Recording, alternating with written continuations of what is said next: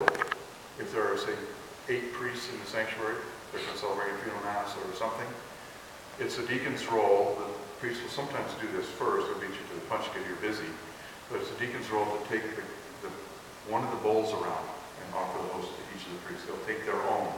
You won't serve them other than to hold the bowl for them. They will take it out. You just go around until they all have one, and then you place it back on the altar, you go back to your position. Then the priest will receive first all together with the presider. Then they'll all receive from the chalice.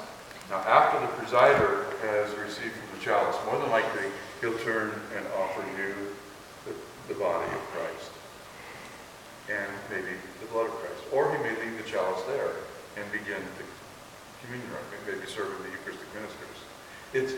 You've got to become accustomed to how this is done in your parish. It's different in every one of your parishes. This is the one thing that's different everywhere. The movement, the placement, all of those things. But you have a role in all of that. So you need to become aware of what's going on in your parish and what your role is. Your role is to somehow assist the priest in preparing for communion, for the communion.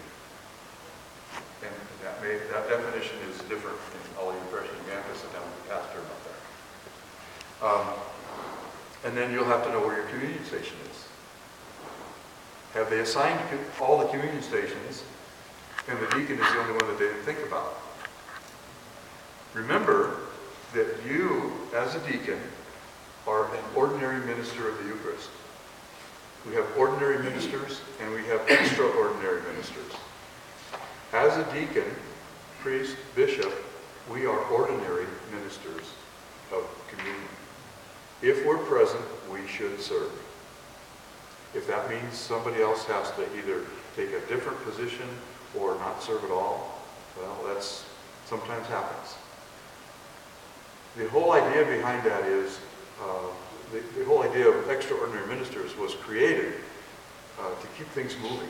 There just weren't enough priests as time went on to serve all the people just by the ordained minister. Sometimes there's just one, and you have 900 people in the church. That's impractical.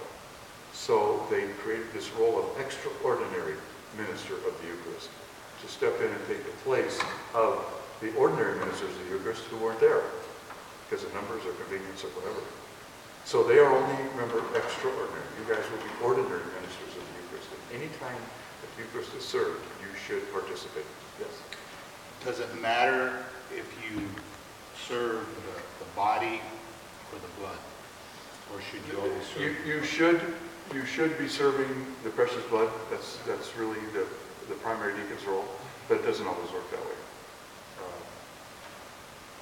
We always serve the body in our parish. The deacons do.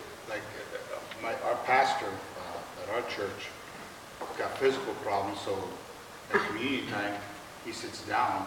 That's all the extraordinary. So like if I'm serving at that mass, obviously I just whatever, get either one, or should I get the wine?